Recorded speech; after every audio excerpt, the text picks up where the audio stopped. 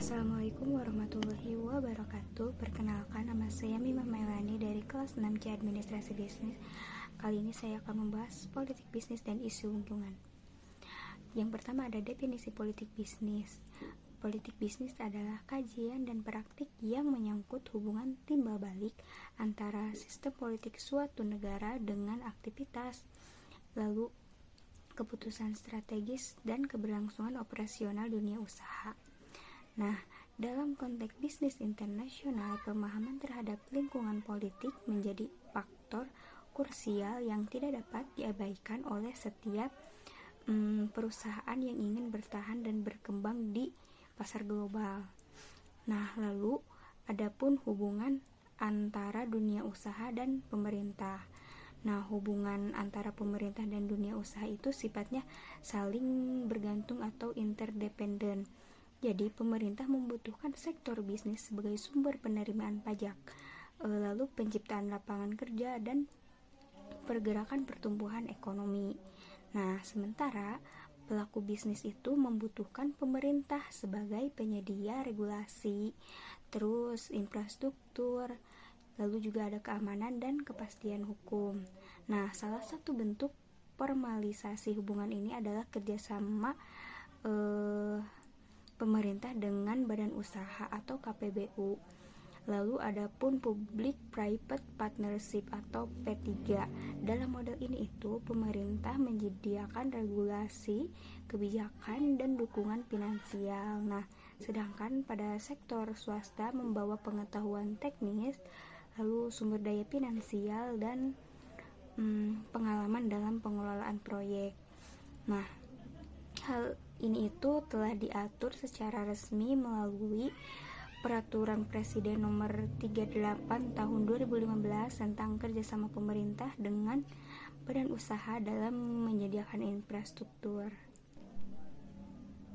Selanjutnya, pengaruh kebijakan politik terhadap bisnis. Kebijakan politik mempengaruhi bisnis melalui berbagai arah gitu, mulai dari penetapan tarif impor dan ekspor, lalu regulasi ketenagakerjaan, kebijakan perpajakan hingga persyaratan perizinan usaha.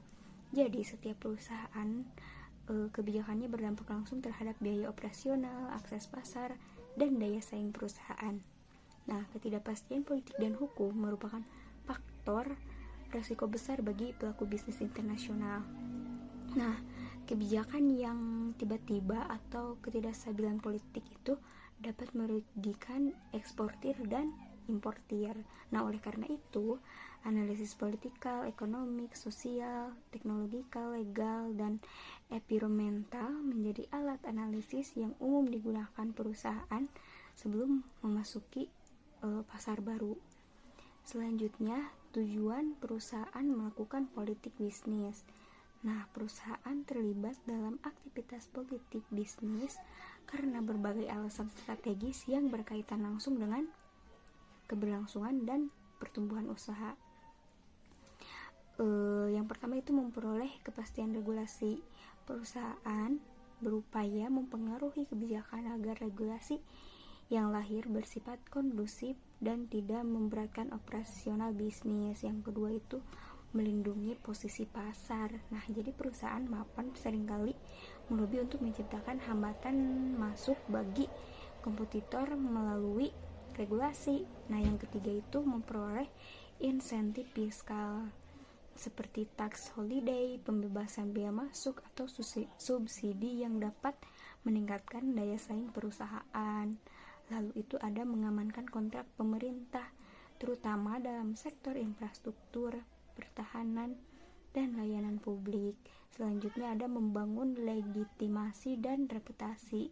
Jadi kehadiran dalam forum kebijakan meningkatkan citra perusahaan di mata pemangku kepentingan. Peran politik bisnis dalam isu lingkungan. Mengapa isu lingkungan menjadi isu politik bisnis? Isu lingkungan hidup telah bertransformasi menjadi salah satu dimensi utama dalam kebijakan bisnis dan pemerintahan global. Dalam pandangan konstitusional pasal 33 UUD 1945 menerangkan bahwa perekonomian nasional diselenggarakan berdasar atas demokrasi ekonomi dengan prinsip kebersamaan, efisiensi, berkeadilan, berkelanjutan, berwawasan lingkungan, kemandirian, serta menjaga keseimbangan, kemajuan, dan kesatuan ekonomi nasional. Lalu, di sisi lain, perkembangan ekonomi yang mengabaikan aspek lingkungan hidup dapat berdampak negatif seperti deforestasi, pemanasan global, perubahan iklim, serta pencemaran air, udara, dan tanah yang menyebabkan menurunnya kualitas daya dukung lingkungan. Nah, inilah yang menjadikan isu lingkungan itu tidak lagi sekedar urusan konservasi gitu, melainkan juga urusan politik, hukum, dan bisnis secara bersamaan. Lalu selanjutnya itu ada tanggung jawab sosial perusahaan atau CSR dan lingkungan. Jadi Corporate Social Responsibility atau CSR adalah konsep di mana perusahaan bertanggung jawab atas dampak sosial dan lingkungan yang dihasilkan oleh kegiatan bisnisnya, seperti masalah polusi, limbah, sampai masalah keamanan. Nah, jadi perusahaan itu wajib bertanggung jawab terhadap seluruh pemangku kepentingan, meliputi karyawan, konsumen, pemegang hukum, lalu pemerintah, masyarakat, serta lingkungannya juga. Nah, di Indonesia, kewajiban CSR itu diatur secara tegas melalui PP nomor 47 tahun 2012 tentang tanggung jawab sosial dan perseroan terbatas yang menyatakan dalam pasal 2 dan 3 bahwa setiap perseroan selaku subjek hukum mempunyai tanggung jawab sosial dan lingkungan. Jadi CSR itu tidak lagi hanya sekedar etika bisnis semata, tetapi telah berkembang dengan berbagai pendekatan baik politik, ekonomi, maupun kepentingan sosial. Nah, selanjutnya bagaimana politik mempengaruhi kebijakan lingkungan? Nah, jadi kebijakan lingkungan itu lahir dari proses politik yang melibatkan berbagai aktor. Di antaranya itu ada pemerintah, parlemen, kelompok bisnis, LSM lingkungan, dan masyarakat sipil. Nah, tekanan dari masing-masing aktor ini itu membentuk ketat atau longgar regulasi lingkungan yang ditetapkan. Dalam praktiknya itu, penegakan hukum bagi perusahaan atau industri besar sering mendatangkan kekhawatiran bagi pemerintah. Nah, pemerintahnya itu terkait dampak dinamika politik, ekonomi, tenaga kerja, hingga pajak. Bahkan relasi atau jejaring yang perusahaan bangun dengan politisi itu menjadi kendala nyata dalam penegakan hukum khusus lingkungan. Nah, hal ini itu mencerminkan bagaimana kekuatan politik bisnis dapat memperlambat atau memperlemah penegakan regulasi lingkungan. Adapun hambatan dalam politik bisnis dan isu lingkungan, yang pertama itu kurangnya kepatuhan perusahaan. Nah, jadi banyak perusahaan itu menerapkan CSR dalam standar lingkungan hanya sebagai formalitas tanpa dampak yang nyata, terutama perusahaan kecil yang kekurangan sumber daya. Yang kedua itu lemahnya pengawasan pemerintah. Jadi kapasitas kelembagaan yang terbatas, lalu ada korupsi aparat dan birokrasi yang lamban menyebabkan pengawasan lingkungan tidak efektif. Yang ketiga itu korupsi dan kepentingan politiknya. Jadi relasi bisnis politik yang kuat itu menyebabkan penegakan hukum lingkungan itu jadi terlambat. Nah, perusahaan besar dengan jaringan politik luas seperti dijerat sanksi. Selanjutnya itu ada biaya tinggi bisnis ramah lingkungan. Nah, jadi investasi dalam teknologi hijau, energi terbarukan, dan pengelolaan limbah itu memerlukan modal besar yang tidak selalu terjangkau oleh semua jenis usaha. Nah, selanjutnya itu kurangnya kesadaran lingkungan. Jadi masih rendah gitu pemahaman pelaku bisnis itu, terutama UMKM, tentang pentingnya praktik bisnis yang berwawasan lingkungan. Lalu ada resiko politik internasional.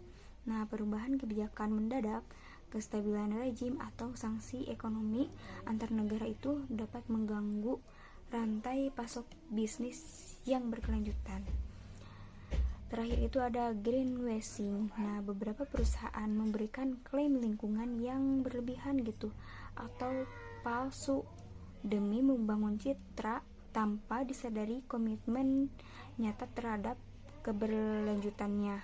Nah, apa sih solusi dan upaya penyelesaiannya? Nah, yang pertama itu penerapan green business. Green business atau bisnis hijau adalah pendekatan bisnis yang mengintegrasikan prinsip-prinsip kelestarian lingkungan ke dalam seluruh aspek operasional, mulai dari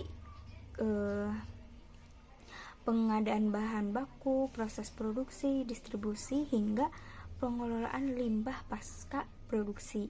Nah, implementasinya mencakup penggunaan energi terbarukan, efisiensi sumber daya, daur ulang material, dan desain produk yang ramah lingkungan. Yang kedua itu regulasi lingkungan yang tegas dan konsisten.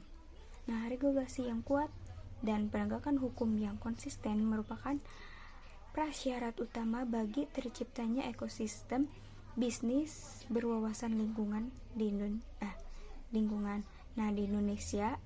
Kerangka hukum utama meliputi Undang-Undang Nomor 32 Tahun 2009 tentang Perlindungan dan Pengelolaan Lingkungan Hidup, Perpres Nomor 98 Tahun 2021 tentang Nilai Ekonomi Karbon, serta PP Nomor 47 Tahun 2012 tentang Tanggung Jawab Sosial Perusahaan. Yang ketiga itu ada ESG sebagai standar global politik bisnis, berkelanjutan environmental, social, and corporate governance. Itu merupakan model pembangunan bisnis berkelanjutan berdasarkan sikap bertanggung jawab terhadap lingkungan, tanggung jawab sosial yang tinggi, dan tata kelola yang baik.